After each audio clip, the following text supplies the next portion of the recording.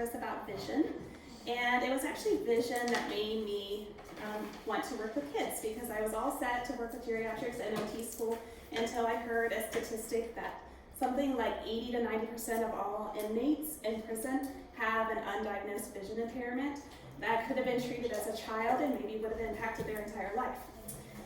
So that was what made me think, maybe I want to work with kids after all. So a couple more statistics. 25% of all children in school right now have a vision problem that significantly impacts their school performance. 80% of kids with a reading disability have a vision problem that could be solved. The standard eye charts that are being used for screenings only detect about 20% of vision problems in kids. So those are some of the reasons why vision is so important. So our goal today is to go through what could be part of a vision screening, talk about some common functional vision issues and what we can do as OTs, and when we can't do something, who to make a referral to, and maybe some hows to do that. And then I'm going to talk specifically about a very specific type of vision impairment, which is called cortical vision impairment. Unlike what Erin's going to talk about, which is more problems with how the eye is functioning, CVI is how the brain is processing what is seen. So that's what we're going to do today. So hi, again, I'm Erin. So I'm going to talk about the vision screen and some common problems that you guys might see, both in the clinic and at school. I'm going to kind of keep it a little bit basic, but if there's anything more in depth that you guys want to go into on the slide or anything, you can always raise a hand and ask. Or even at the end, if there's some time and there's some more specific things that you want to get into, we can talk. We don't talk about every single test for every single problem. I kind of wanted to think more of what you guys in the schools can do quickly at the school, and then again at the clinic too, if you have to add it on to like a formal eval at the end, or for the codas, even to just maybe during a session look really quickly. So there's parts of the screen that we're going to talk about, and the first thing that we want to talk about is fixation, and actually fixation is predicated on ability.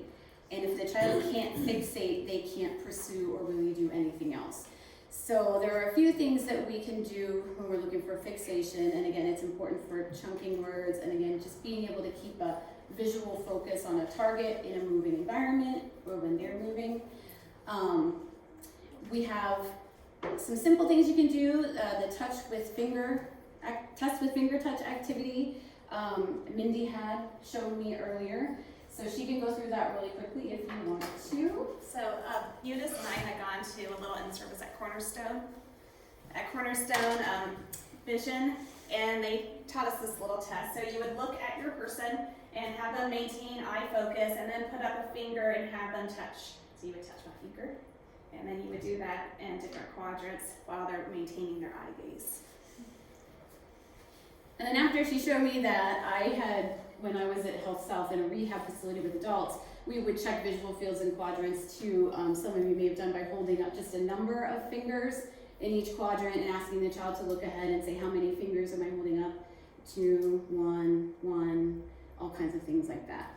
And then the head movement with eyes fixed is kind of, if you've done the astronaut training ever or familiar, it's kind of in the vision wrap up, where they're looking at a target and you have them do a shake yes, shake no, a round circle in both directions. So again, you're seeing if the eyes can stay put and they can do all those movements, then you know fixation should be okay.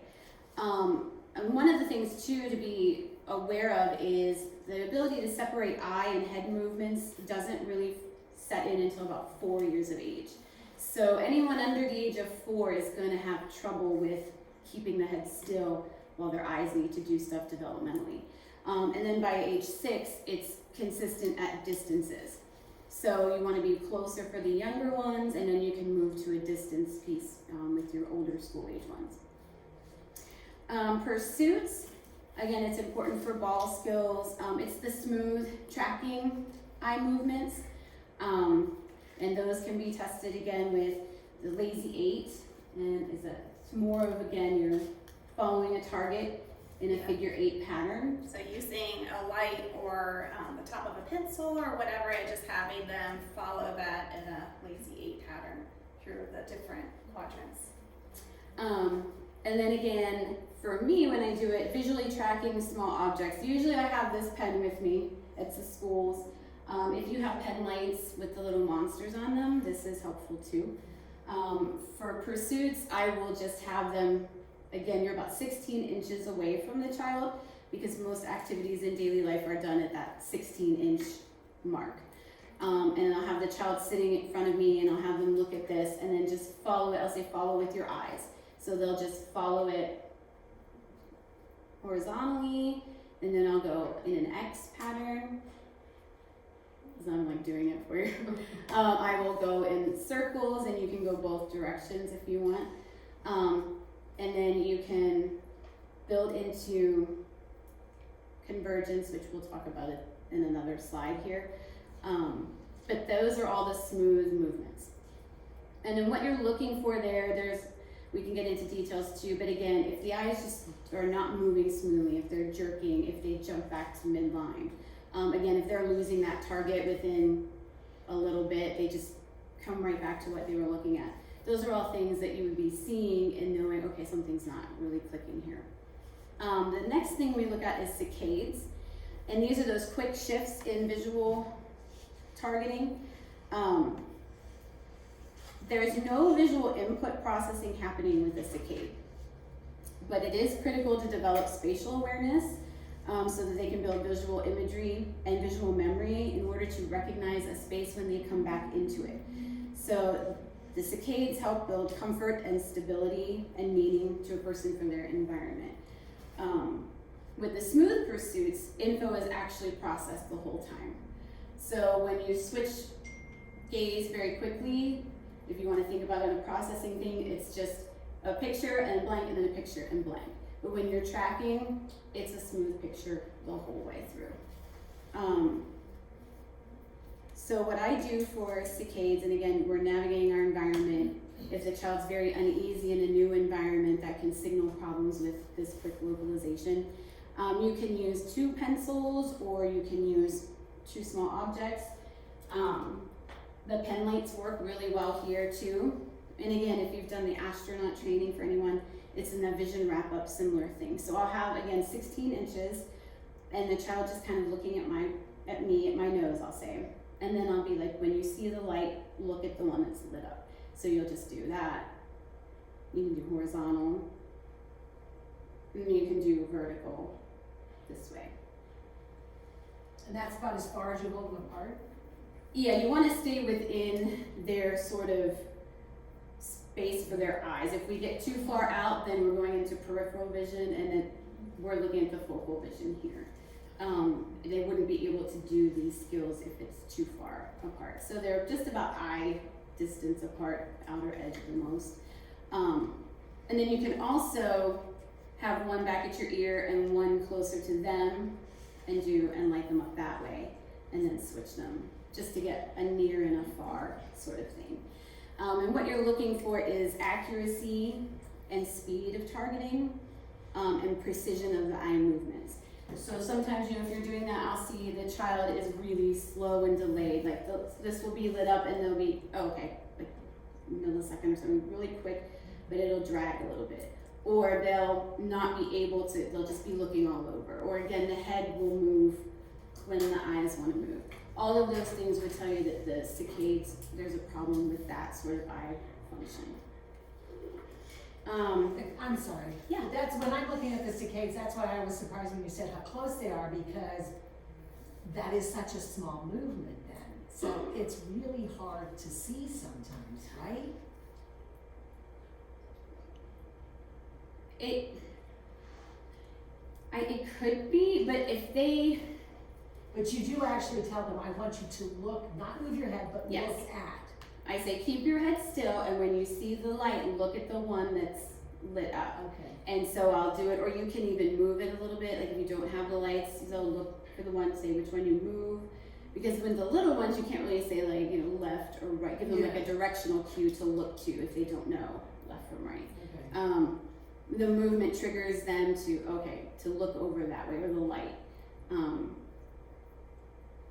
It's all of the skills that we try to like focus on here are things that are done at a near point within that 16 inches and with the focal field. Peripheral fields are a different process, and you can check that separately. And I do check that separately on occasion. And that's not listed on the screen because we were just looking at some of these primary functions for like more school-based.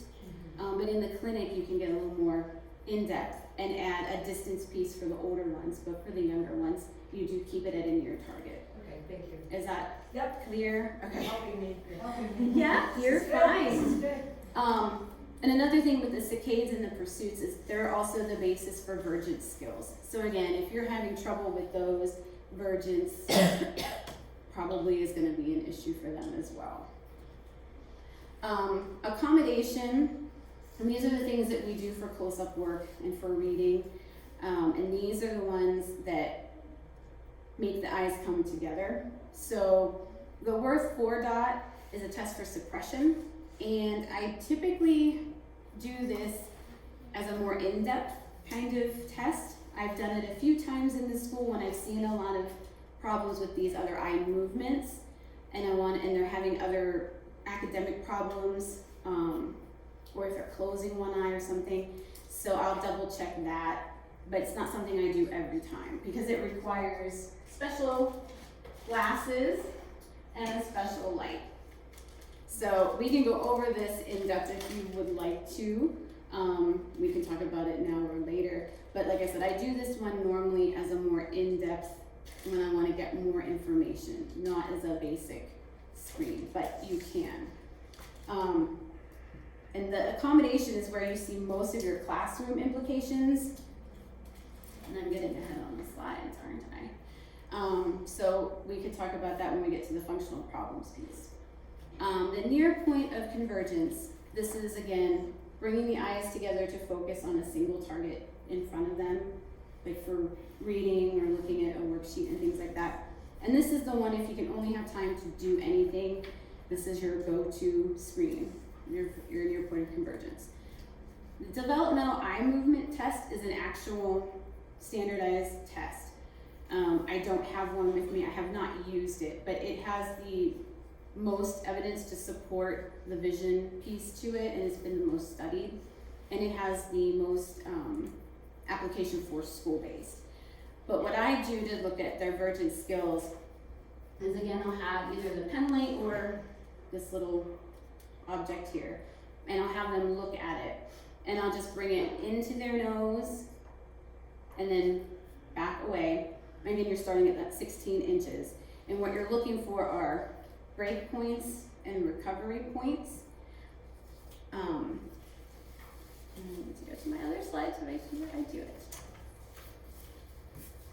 To give you an idea. So there's a range of distance where their eyes can go out of alignment, but then they have to recover it. So within like that 1 to 3 inches, they can lose alignment, but they have to recover it within 5 inches of bringing it back out. So the 3 to 5 inch is the near point of comfort for convergence. So if you're in that range and the child is kind of like, it's uncomfortable, or they're squinting, or again, one eye is not coming in with the other and it's drifting, those are all signs of a problem with some of these accommodations and vergence skills. Yes? What if they can't at all bring them in? If they just stay aligned,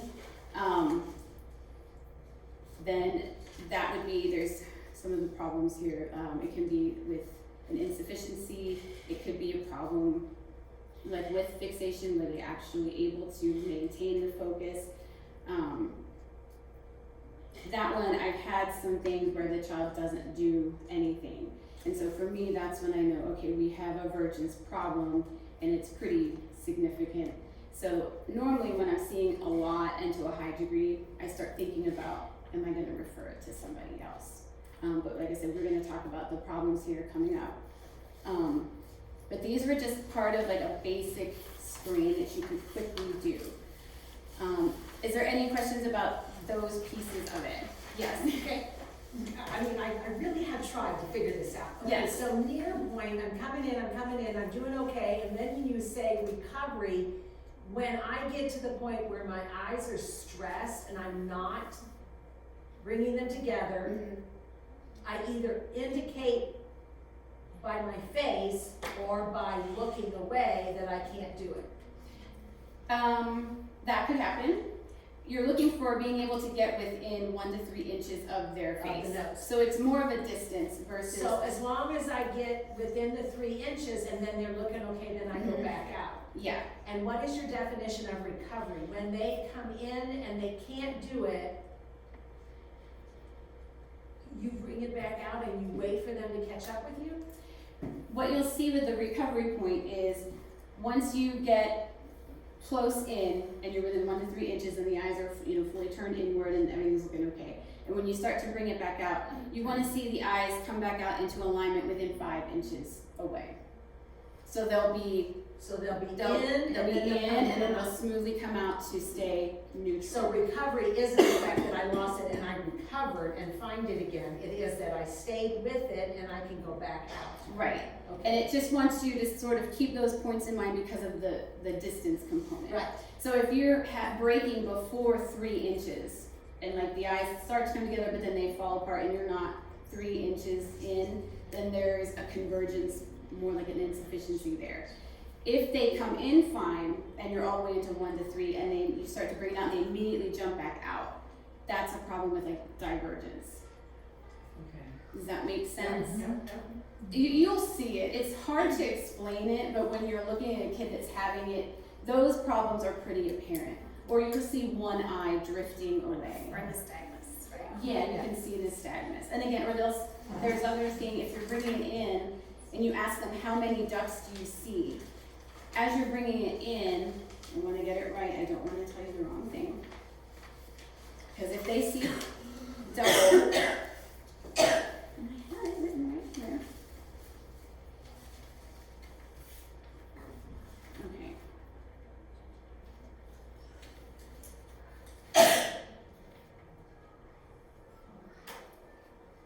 If they see double, I want to say that means that there's no suppression. And if they don't, then they are suppressing. I will clarify that for you before the end of today. So if they're telling you that they only see one duct the whole time, then you might want to do a suppression test. But again, if I'm seeing the eyes aren't working by that point, I've already determined there's a problem with eye movement and there's going to be a vision issue there. Which brings us into the main things that you will see. And they're broken into 3 categories. And those are the eye movement control, which we talked about, like pursuits and saccades and things like that. The binocularity, which are the eyes working together. So when you hear eye teaming or eye alignment, that's all binocularity. And then accommodation, the bringing the eyes together to focus on a near target. The issues with the classroom implications that you'll see the most are with the accommodation problems. When we talk accommodative insufficiency, that's the inability or lack of skill or endurance for making close objects clear. And then accommodative infacility is the inability to fluently and effortlessly focus from near to far and back. So that's your copying, your note-taking, and things like that. When they just lose it, when they have to shift the eyes for something close then to something far. Also with these kinds of issues, material never becomes clear no matter how big or how much zoom you make it. So because if it's near, it doesn't matter what size it is, the eyes cannot come in to focus on anything. So these are the kids that they'll often say have ADD, ADHD, or they're avoiding and escaping because they've made it bigger or they've given you something and they still can't read it.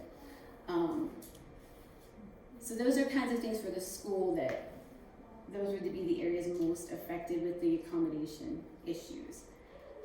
When we talk about like binocularity, These, again, we have the convergence insufficiency there where they can't come in long enough or far enough. We have convergence excess where there's too much too soon. The suppression is when one eye is overriding the other. So the signals from the other eye are not being processed for whatever reason. And then double vision. The phorias and the tropias are alignment issues in the eye.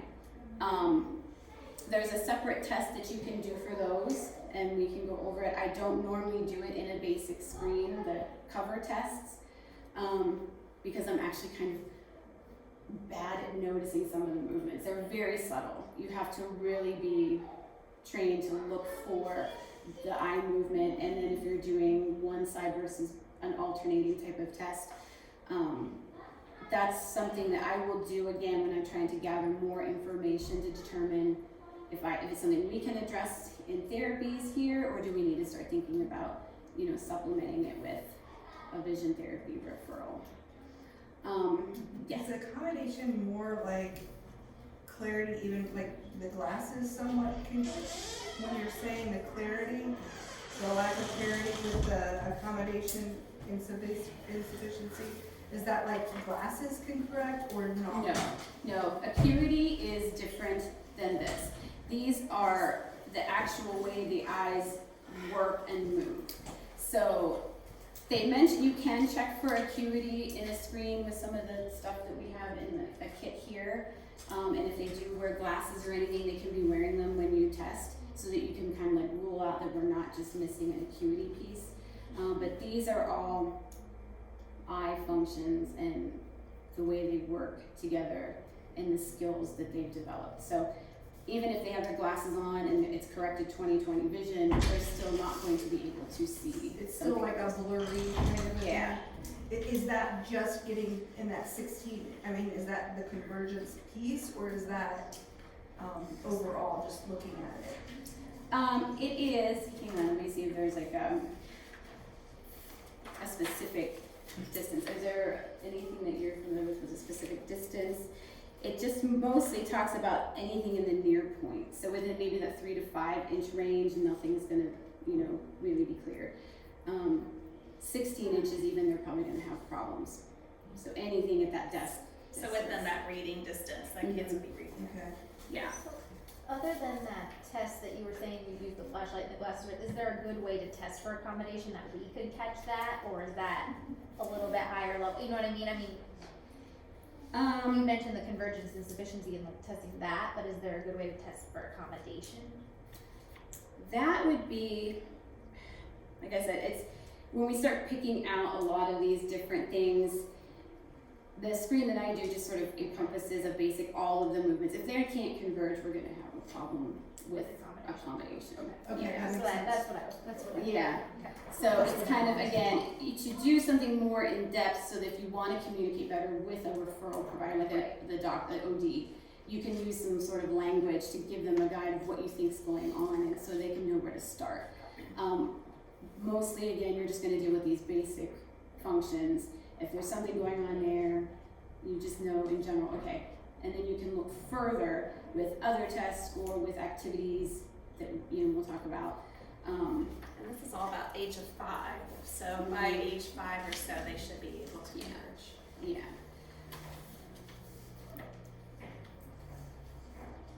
And there won't be a period or an age where it will resolve on its own. Like, there's no age component for when it would be gone or when it would resolve itself or anything like that. If it's there until it's corrected, kind of thing. Does that make sense? Okay. Okay. And then this is pretty much the last page with the functional vision problems, and it goes into visual perception. And we can, again, there's real life examples for each of these areas of visual perception, but if their eyes don't work well together, their perceptions are going to be off. And then just the most important piece from here is visual discrimination is what everything else builds on. And if you can't discriminate, you can't do the other areas of perception. And also that vision is a motor experience, and we'll talk about that too a little bit. It's not something you just do, it's something that, or something that happens to you, it's something that you do. And then behaviors, again, these are just some general things that you might see to indicate that there could be a visual problem, and that you might want to take a look at how the eyes are working together. So again, your inattention and avoidance. If they're taking a really long time to do something that should be really simple, or doing a long time to copy or write. And these are some physical things that you might see or have them tell you. And then just the last bit is if they are having these issues, they also have a vestibular dysfunction. And when we do vestibular activities with them, it enhances both vision therapy and helps these skills kind of develop a little bit faster. Okay?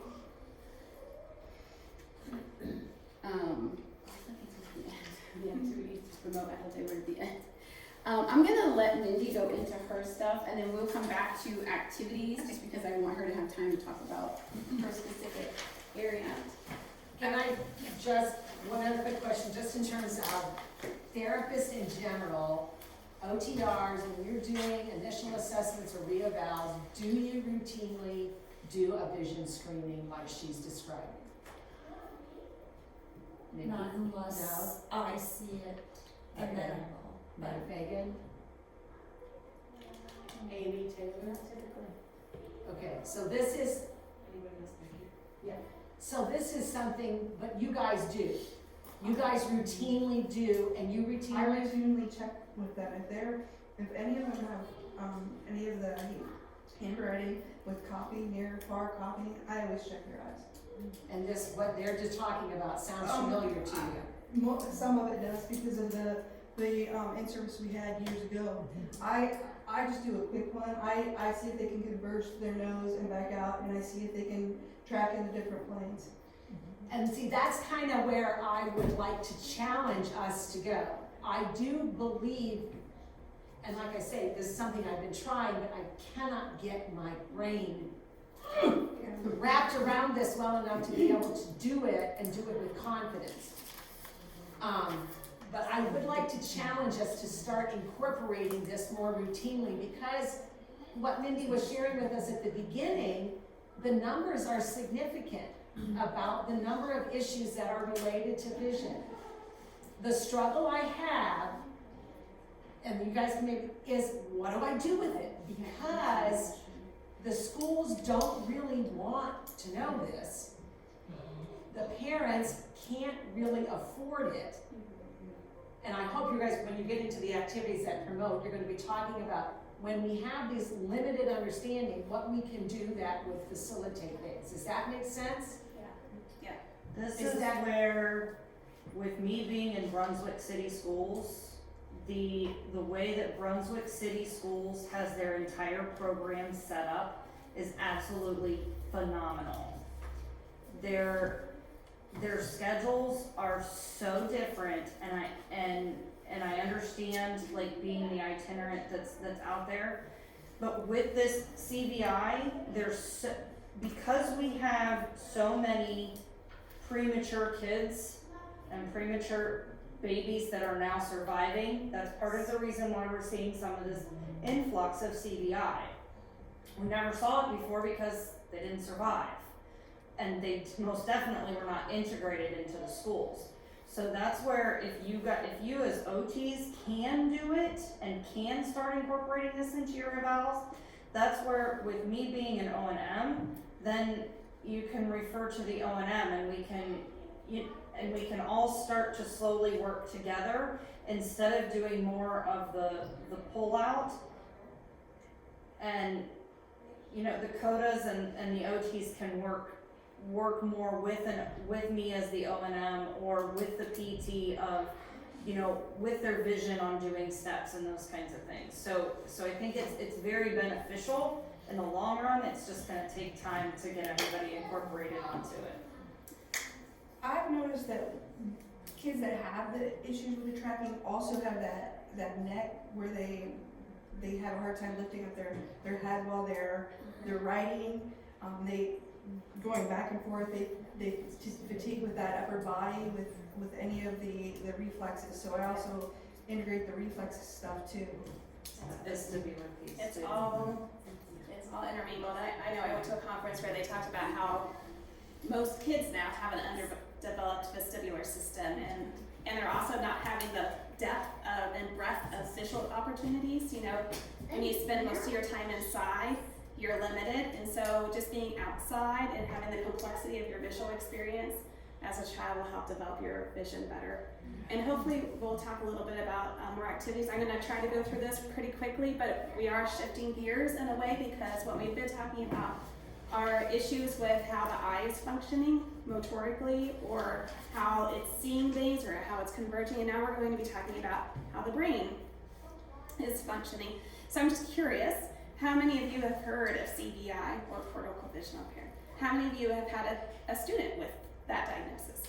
Okay, so I had two, but mine was really early on as an OT, and it was a very, very significantly involved child. Severe seizure disorder, significant intellectual impairment, and really he could not see much of anything. Sometimes you could tell he could distinguish some light and some movement, and that was the extent. So that's what I always thought CVI was, until 2 years ago. So 2 years ago, here in Worcester, we had an independent contractor come. It was a team of a speech therapist, an OT and a PT, to help with a student that was difficult. Student on the autism spectrum, nonverbal, microcephaly. And what they came back with was that he had CVI. We never really thought of his vision as being the major impairment for him, because he could function pretty well vision-wise. We thought he could walk through the school building, he could find things he wanted, he could feed himself. But I learned a few things that piqued my interest. One is that CVI is a range. So there's kids on all different severity levels.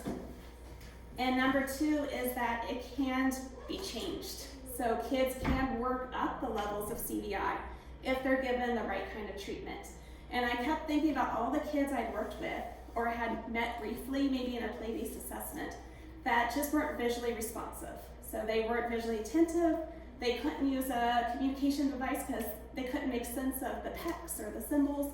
And I thought, oh my gosh, this is it. This is what I've been missing. So I took 2 graduate school classes, bought the textbook, and have been learning more and more about CVI. And I feel like there's kids that are now high school age that maybe, I think they had CVI and we missed it.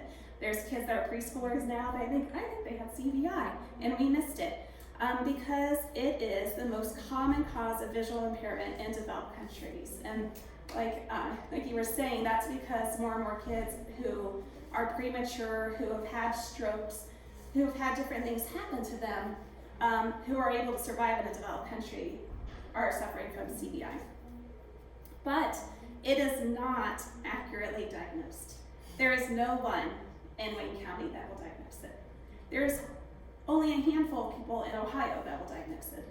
I have 2 sister-in-laws who are both in vision. One is an optometrist, one is a low vision specialist. And I asked both of them what they knew about CVI. And they're like, yeah, we know about it. We don't know enough about it. We don't know enough to diagnose someone. We don't know enough to be able to educate anyone about it. So it's really under the radar. And that's why I wanted to talk to you about it. So there are a couple of diagnostic criteria for CVI. Number 1, you can't explain their lack of functional vision by an eye exam. So that's just saying they went to the eye doctor's like, well, they seem like their eye's working well, but that doesn't explain what you're seeing for them from a functional vision standpoint. The other is there has to be some type of medical history that would include some type of brain impact. So the most common things are things like a hypoxic incident, hypoglycemia, encephalitis. So I've listed some of the more common, and within those are things like metabolic conditions and genetic and chromosomal disorders. And then risk factors, because they don't cause it directly, are CP and prematurity and being a twin. And the reason, if a kid who has cerebral palsy, whatever caused that cerebral palsy may have also impacted the visual cortex. So that's why those tend to go together. And then what you would see is some unique behavioral characteristics is what they call it. There are 10 of them. There's a reason why all my screens about CVI are the colors that they are. It's because kids with CVI tend to see things in red or yellow more clearly. I had a kiddo in preschool that really did not interact with anything in the school at all, except for a yellow truck and a yellow pig. And everyone was like, oh, yellow's his favorite color, look at that. But really, most likely, it was that he was able to make sense of those things because they were yellow, not that he liked yellow so much. So kids with CVI will often love Elmo or Winnie the Pooh. It's not that they don't love him, but they love him because they are able to visually make sense of him. Another is attraction to movement. I read this as an OT. I'm like, oh, they're kids that move around a lot. That's not it, it's vision. Yeah. So we have to think about visually. So they're attracted to something that moves. Just like you would shake a rattle for a baby to get their attention, you might have to shake something to get their attention. So this preschooler, and Tina worked with him. He was in the clinic. There are a lot of people that have worked with him through EJ. Not sure any of us really thought of him as someone with CVI. But I asked a speech therapist, how do you get him to make a choice? And she's like, well, I shake one thing, and then I shake another thing, and then I see which one he grabs. She was trying to get his visual attention by movement. Sometimes kids will create the movement themselves. And so the kiddo that was originally diagnosed that sparked my interest, he moves his head a lot. That's his way of creating movement to create more of a visual experience. So yeah, I want you to start thinking, like, does this sound familiar with anyone? All right, so number 3 is visual latency. So that's when you would bring up something that you know that they would like, and it just takes them a little while to really visually attend to it. Visual field preference. They might prefer to see things out here. With the kiddo that I started thinking about a lot, he always sat sideways at his desk and would look at things out of the peripheral vision, and his teachers were always trying to get his knees back under the desk. I'm like, maybe we should just leave him that way. That's where he sees best, is his peripheral vision.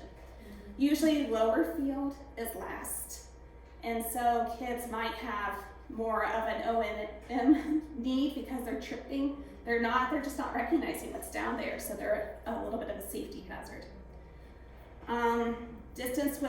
Difficulty with distance viewing, a need for light. So that's if you were to have an iPad or something that's backlit, they might be able to see it better. Difficulties with visual complexity. So that's, if things are messy on your table, they can't visually attend to anything on it, you have to really simplify it. Atypical visual reflexes. So that would be testing their startle reflex. Do they blink their eyes when you come close, and do they close their eyes when they touch the bridge of their forehead? So usually one or both of those are absent in the earlier stages. And then difficulty with visual novelty. So this is when they really like those favorite objects. It's not that they really like them so much, it's that they have made sense of those, and if you present something new, they don't know what it is. It doesn't make sense to them visually yet. And then the hallmark is the absence of visually guided reach. So that's where you would hand something to them, they would look at it, they would look away and reach for it. So that's not how most of us reach for things. We look at it, then we reach for it. So for kids with CVI, they look away. Yes? Is there also something with their being able to recognize faces too? Mm-hmm. Yeah, so that's where that visual complexity comes in. So faces are complex. So a lot of times they don't look at faces. They have no interest in making eye contact because it doesn't make sense to them. And sometimes the first faces that they will start to recognize will be the most familiar, so like a mom or a dad. They may not like to look in a mirror at first because it's too complex, and then as they progress through the stages of CVI, they might love to look in a mirror because that has become something that's very familiar. Okay. So the way you would assess CVI is through the functional vision assessment called the CVI range. That's something I can give now. I've gone through all the classes now, but it looks at a couple of I can't. So there's a couple of different scales, and we're basically looking at those behavioral characteristics. And it's seeing where children fall on those, and then they get a point system. And there's 2, and the points have to be within like 1.5 in order to be valid. And you would kind of reassess as you work with the child to see how they're progressing up that range. It includes observation, interview, and direct testing. All right, so what you can do if you suspect that someone has CVI or you know someone has CVI. I was getting overwhelmed when I started thinking about all the things to do, and then I started realizing, oh, it's all about having them access their vision, and that kind of simplified it for me. So it's trying to get kids to use their vision as much as possible. So if they're not using their vision much, how can we make them use their vision and make it really concrete? So you can do that by incorporating more movement. And you can do that also with using like Mylar products because it creates its own movement just by the pattern. By using primary colors or red or yellow. Using light. You could use light by having a flashlight or having something backlit. There's a student that I kind of suspect in the Tri-Way district, that Amy knows about, that has CVI, and the teacher didn't know that, but she wanted her to be able to take a beanbag and put it in a bucket across the room, and she wasn't doing that, so the teacher just put blinky lights around the bucket, and suddenly the student could find it. So she was intuitively using movement and light for her to be able to use that visual target. Decreased sensory complexity, so that's noise, other people around. They recommend that we wear black all the time. I'm not gonna wear black all the time, but if I'm working with someone with CVI, I will try to wear solid prints. And they said that especially for the PTs, because you're often using yourself as a target. You want them to throw the ball to you, you want them to look at the ball as you throw it to them. So having a nice solid background. Allowing extra wait time, accommodate their visual field preference while trying to push them into others, but trying to keep the important stuff where they can see it. Challenge distance viewing. So this would be in the later stages of CVI. With the little kid I was working with, they had a CVI person come out to work with him. So what they were doing is hiding things in the hallway and having him try to find them using his distance vision, which he hadn't been using before. Prompt visually guided reach. So that's where you don't let go of it until they look at it, and so that they're forced to use more visually guided reach. Utilize visually familiar objects and then slowly work to expand. And then this is the hardest for me because I tend to be quiet during therapy. With kids with autism, you use little words, you don't use a lot. With kids with CVI, as they're working and progressing, you want to use lots of language. So you want to show them that a cup is a cup because it has a hole in the top and it holds liquid. And this is also a cup. So you want them to make sense of things that they don't make sense of.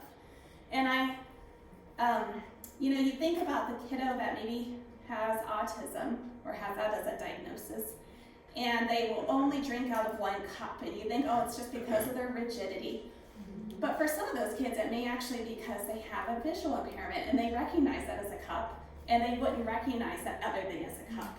And so trying to build that they are the same thing because they have these same features. So using lots of language. A cat, oh, cats have triangle ears. They have long tails. This is a cat too. It has triangle ears and a long tail. So kind of trying to build what that means because their brain can't make sense of that through their vision. They have to use different parts of their brain to make sense of that. Okay, so when to make a referral. So, if any of you have a kiddo that has a diagnosis, I would love to know about it because that's the third step I have to do to get my full credentialing. So I have to work with a child with an actual diagnosis, and then, and really those kids should have a CVI specialist on their team. Sometimes it's a low vision specialist, but not all low vision specialists are trained in CVI. So that should be a member of their IEP team, even if it's only as a consult person, to come in and make suggestions. But if they're not available?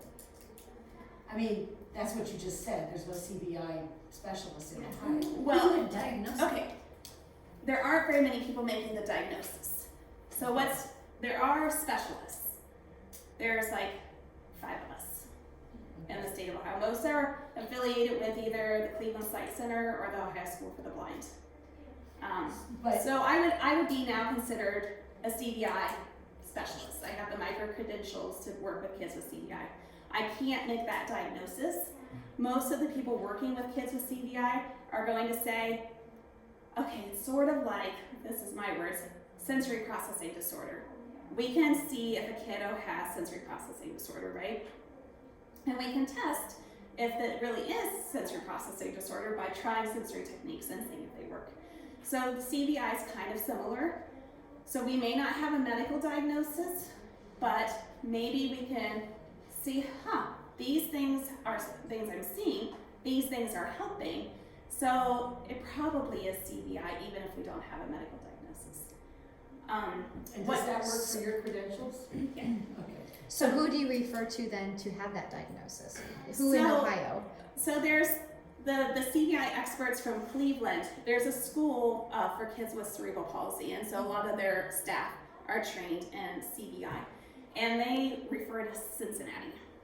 They've had the most success down there. What I've seen happening is a lot of bouncing. So like there's a little girl in a preschool that did a lot of head movement. She has some of the behavioral characteristics, but she was definitely higher. But her parents wanted to know why she's moving her head constantly, and so they took her to see the neurologist, and the neurologist said, well, it's probably vision. So they took her to see an ophthalmologist, and the ophthalmologist said, maybe it's like balance, go to PT. So it was just this circular thing, and they never did get an answer. So as far as making a referral, I'm not even necessarily suggesting making a referral to a doctor so much as like trying to get a CVI person on that team. What Triley was willing to do, so it was brought up and I knew about it and Mindi knew her from preschool, and so I talked to them about it because they were just like, what can we do for this child, because she was a really difficult child. And so Triley was just like, okay, bring Mindi in, have her do an assessment. And so in Mindi's report she said, I can't diagnose, but based on these criteria, this is what I'm seeing and these are the suggestions. And then they had those suggestions to go by and to use those then to work with her. So it was really helpful for sure, and Triley very much appreciated it. But you didn't too. necessarily put her on the No, I mean, IEP. she already had Just- OT, and they would refer to her again if they needed like further suggestions. But They did just used Did the you one incorporate time. the accommodations into the Absolutely, IEP those then? were on the IEP. Okay. Yeah. What's the age range? Like that it's integrated. So it depends. So kiddos when I was doing the classes, most of the kids were from Pennsylvania. That's where the woman who wrote the textbook is from, University of Pittsburgh, and so I think it's better established in that area. So a lot of the kids were diagnosed at birth or soon after, within the first year or two, and then your expectancy it's from 0 to 10 of where you're going to get is really variable. So you would see steady progression as long as you were really trying to create a visual experience. So most kids are going to get that anyway. But then if you're very intentional about it, it'll just go faster and they might have a little bit better outcome. Kids will typically not get to 10, even with the best of therapy. So they'll bottom out somewhere around 6, 7, and then they might plateau, or they might get up to 8 or 9, and it depends if they started at 0 or if they started at 3 or 4, but it really is variable. And it can, they can still be making progress up into high school, but by high school they're probably working more on accommodations and like ways to get around some of their visual issues. So if you have a child who is demonstrating multiple characteristics of CVI and meets some of the diagnostic criteria, I just urge you to kind of think of CVI as a possibility and try out some things. Try a black background. I just keep a big piece of black felt in my bag and I put stuff on it just to try to get that visual attention. I use slant boards, bring it up. I try different visual fields. And then if you have a child that's demonstrating significant issues or is making limited progress, just just try some things and see, and you can always like reach out to me and I can come out and do like a little informal observation too. Alright, so we're gonna go back now to some activities. I'll go first, I guess, isn't it? So this is one that I learned about at a vision conference, and then they talked about again at the Cornerstone Vision Developmental Center. So it's I call it a midline clock because it works on crossing midline, but it also works on saccades. So you would have them point to whatever your middle picture is. I used to have one with like Dora and stuff, and I would use it for preschool, but I don't have any preschoolers anymore. So I made a more age-appropriate one. So they would look here, and then they would get ready, and then they would touch 1 o'clock, and then they would go back, and then they would go back to middle, and then they would look over to here, get ready, touch, and then go back. So they're working on shifting their focus, and then they can also work on crossing the. Are you holding it and they're standing in front I of you? usually have it like on the wall, And then you and then I stand- stand behind them, because usually I have to kind of guide them at first through the process. And they're supposed to go like a clock, but of course some kids don't know which way a clock goes. So are you having them point or visually saying the animal? I have them look first, like I'll say monkey, so they look at the monkey, and then touch, and then back, and they go back to the zebra. And then look at the jellyfish, ready, touch. Okay. And then the lazy 8 thumb pursuits. Starting out here, you would have them trying to track a lazy 8, and then they're just coming closer and closer and trying to do it to work on some of those pursuits. Some of the things that I had listed on here, like the flow, the class that I took was Eyesight to Insight. Vitalinks offers that course. And so the developer of that has created this thing called the flow. And it's basically a large commercial grade plastic bag that you put some water in and like an object for the child to be able to track and follow. And close off the ends, and they kind of like, it swings, and as they swing it, the object moves, and you can do all kinds of different movements with it. And so it's something you would have to make. And there's a video which, if you need to like visualize it, there's a video that I have of the woman doing some of these things with her kids. And then you can grade it in difficulty and stuff. So there's not something I can like show you to do, but it's one of the activities that's included in there that incorporates a bunch of different visual movements. The Brock string is, again, it's pretty simple. Does anyone not know what a Brock string is? Okay. So it's just a string with beads on it. And you can make one, I've made them before. You only really need 3 colors, like red, yellow, and green. And you hold it up at the nose, the child holds it at their nose, and then you hold the other end slightly down on a little bit of like a incline. And then you position the beads at certain spaces.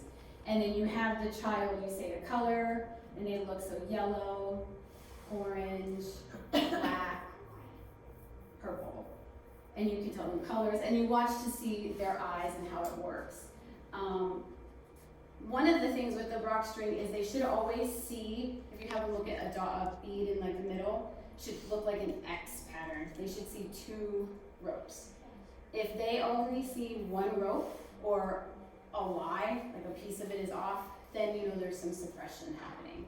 So it can not diagnose, because we don't, but it can kind of like weed out, or it can be used as a treatment tool. And there's different ways you can use it.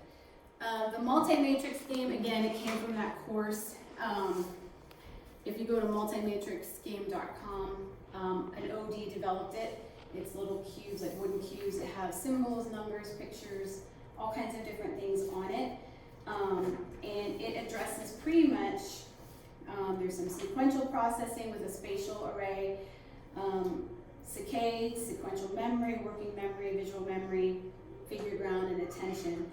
And again, there's different ways to set up the game. So it would come with all of like the instructions to do the game. It's for a little older kiddos, but school age would work. Tracking 2, again, it's just a plastic tube with letters or numbers spaced out on it and tape markings, and there's a ball inside that they have to tilt and follow with their eyes, stop at a letter, maybe to spell their name. You can use it in a couple of different ways.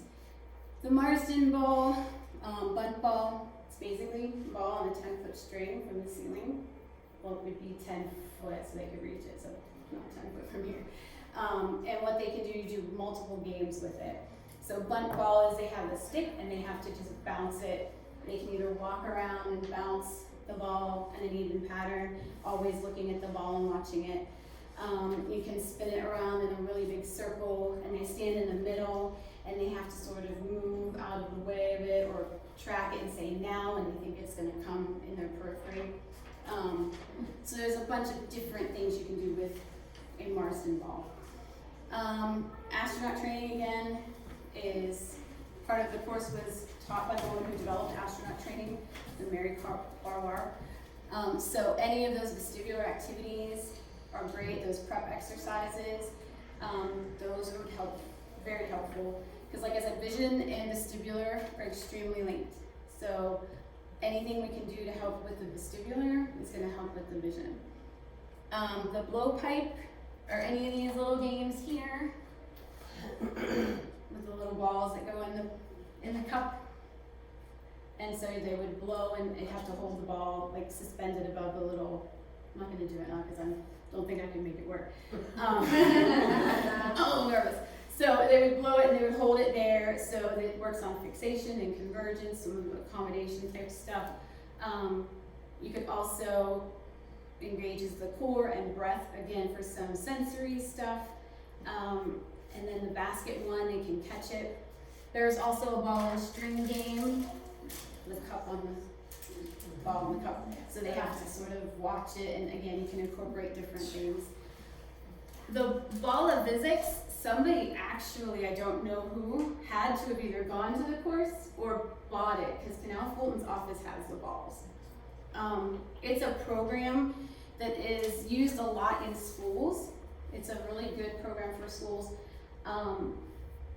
It basically works with a tempo and bouncing and catching or bouncing to another partner, so you can do it on like recess time or with a group of kids. We've looked at that for PT taking the course, but I don't think anybody's taking it tonight. We have some of the balls at Canal I don't know Fulton. how that happened. Yeah. It may have been from a seminar that I went to, Okay. cause I've done the astronaut, I don't know if they had it at the astronaut training one. They or- mentioned it in the course for eyesight to insight, and they may have mentioned it in the I've done a astronaut vision training. one years ago, so it could Yeah. have been even. But that's something that they recommended again for like school-based stuff. Infinity Walk is, again, you can have two soft targets on the floor. You can draw the figure 8 out or tape it out for yourself to learn the path, but then you don't have that tape on the ground when you actually do it. So you basically walk, and you start in the middle of your two targets, and you walk around the targets in a figure 8 pattern while you have a target focal point maybe like 10 feet or so away. And so when they get to the crossing point, they have to stick, like looking at the target. So if you're doing flashcards or something, they're calling out letters or numbers. And then they go around and then they just have to turn back to do it again. So again, you're getting some motor pieces and you're getting visual focus, and you can do some quick shifts. There's a bunch of different ways to use the Infinity Walk. And then Meteor Attack is a game from this course too. Again, you have multiple suspended tennis balls or whatever in the space, and you can use suspension like swing equipment with the kids, and they have to either like touch them or hit them or get out of the way. Again, it's similar to a Marsden ball, but like a bunch of them all around the child in different spaces away from the kid. But you can also do, I do flashlight tag. It's good for separation of eye and head, so if they can't keep their head still, I'll put them in a bean bag so they can't move their head, like laying down, and I'll lay next to them and we'll do like tag on the wall. Laser pointers work really well when you can't shut the lights off. I'll have them like follow my laser pointer path and say, just use your eyes. I'll draw a shape and ask them to trace the shape I just did, and then we'll name the shape. And then we'll do like quick saccades. I'll be like, okay, find my ball, find my target, and they'll have to come and put their light on top of my target light. And then I'll move it real quick, and then they have to do it again, all while keeping their head still. And you can do that on a lot of different equipment. They talk about yoke prisms and patching, but that's more of the advanced stuff for vision therapy. But if you do see a child that has a patched glasses or a patched eye, the key thing to remember from here was the patch should be translucent. I'm not saying you're gonna go tell the doctor that your opaque patch is wrong and fix it, but if they have an opaque patch, it does not allow for binocularity to develop. You're essentially shutting off the entire eye. But with a translucent patch, the eyes can still have binocular vision and work on those combined movements. Is that the same idea what they do, that I've heard of them using eye drops now in the eye that is the stronger eye to make them so that way they still have use of it, but they don't have to patch. Exactly. And you might have seen kiddos with like occluders on their glasses in certain zones. So those are some of the things like a vision therapist would do. But if they aren't able to get there and you're kind of familiar and comfortable with it, you could incorporate some of those kinds of things like with play glasses and stuff. You can really make most activities a visual activity, like mazes and dot to dots. I mean, you can really go far. Another one, I went to a conference a couple years ago, they talked a lot about near and far focus, and being able to shift your eye from near to far is very important for school, because so much of your, especially in the upper elementary and middle school years, is looking down and then looking up at the board or the smart board and looking down. So they talked a lot about doing games where you might have pieces up on the board, and so you're constantly having to look up to see, like they gave the example of Candyland, so you would toast the colors up in a certain order, and so they'd have to look up, okay, 2 red, I'm gonna do 2 red, and now I'm doing, 2 green, so that you're looking far and then near. But you can do that. I sometimes do letter hunts where they have the letters are down on the table and up high, and they're trying to figure out what the mystery word is, and they have to go every other. So they're looking up at a letter, looking down, and they're writing the letters too, just to get that near far. You can also do that with hidden pictures. The room I have at Norway is lucky because I have a projector in there. And so I will project the pictures that they have to find in the picture that they're gonna look at down here. So what they're looking for is up here, and then the picture that they're looking for is down here. That's always a fun, kids love that. So on this slide are just some games that I use a lot in therapy. I always say if you're really good in therapy, you get to play a game at the end, and like that's definitely therapy is the game. But these are all really good vision games, and then I just put down the iPad apps that I use. There's probably lots out there that I can't use because my iPad is so old it won't take any new games, but those are some of the ones that I use a lot. I really like the Vision tab that has lots of different scanning ones that you can do. You have any? I'm so low tech. I'm not very good with it. Alright, and so then we just put some different resources. The Vision Therapy blog, second from the bottom, it has a lot of online games that work on vision. So if you wanted to have a computer and do a little game at the end. The Perkins is a very good site for low vision and some of the more severe, like partial visual impairment. There's lots of information on there. The top link is to Vital Links to get the kit that I got with the course. And it is your HOTV chart and like Snellen chart, and it has the pictures on the other side for the younger kiddos, so they don't have to know a letter or anything. And it has an occluder. It has all the stuff to do all of the vision screens that are listed in here. And then the COVD.org is the College of the Developmental Optometrists. So if you go there, you can locate a provider. So if a parent is like, well, where could I find one? They can go there and see if they can look one up. There's a bunch of resources about vision therapy and activities, things to be looking for. The neurovision rehab is kind of similar, but it's more of like an international group of vision rehab specialists. So again, there's information, there's activities, there's contacts for that. The handout that I gave you to take with you that says like the common visual problems, and it has like the accommodation and the ocular motor. Do you guys? Okay. Yeah, it got stopped. Did it get stuck? So this is from that visuallearningcenter.com, which is at the bottom. So it's more like an informational based thing, like if a parent is, I'm sorry, if a parent is asking you for information or like, you know, where they can go to like learn more or get ideas, this is a place where I got it. And the reason I kind of gave it to you was, these are the 3 big things for school-based, that if you're gonna have problems in these areas, it's gonna come out in like academic performance or school-based things. And it's like, you can look here as a reminder of, oh, maybe I should check something here if I'm seeing some of these things, just to sort of have it in the back of your mind. But are there any other questions? I know it was kind of a lot. So if we need someone who needs a visual evaluation, do we just call and view, or, because I know Teresa doesn't do that usually in the typical evaluation. I have a lot of kids that. For something like with her, that's a specific sort of thing that you're seeing, definitely reach out to Mindi.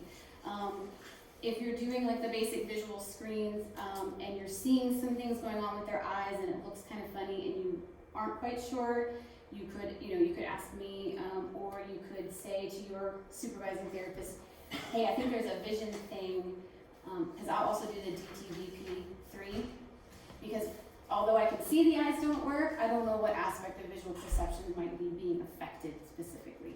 So you're like, I'm seeing something here, maybe we could check to see the visual perception. She could go in and give that, and then you guys could kind of sit down and formulate if it's severe enough and you think the school district I'm in, I already got in trouble. So I don't say much about vision really, aside from I did an informal screen. I've been able to make recommendations, but I do it very carefully. So in my evaluation, I'll usually just write up, like during an informal screen of vision, they demonstrated poor tracking in this quadrant, and then at the meeting, if I usually have done the DTVP, and so I'll say, you know, these scores, along with the fact that they're really struggling to track, make me think that they might be someone that could benefit from some vision rehab, and that might be something as a parent you might want to explore. So I just say it that way, but I never put it in writing, and I'm very careful with my wording. And some have said we cannot possibly afford it, which has happened several times, and then there's others that have gone and done it. So and had really nice results. And if you're in a situation where, like, you know, they can't afford it to go, or like for my district that I'm in, you have to play a very careful word game. If you start adding in more vestibular-based interventions, that in itself is going to give some improvement. Because one of the things from the class, the developmental optometrist that did it, was very big on the collaboration between the OT and the OD. And because one of the things that helps them is if we can determine if it's purely a vestibular-based problem, then they want the child to stay in OT and get vestibular interventions to see if it corrects. If we've determined that it's not a vestibularly based sort of problem, then and it's more one of these accommodation or convergence insufficiency things, then we can send them along to vision therapy, and they know, okay, they've already got the vestibular-based functions in place, so we can build on and do these other advanced things.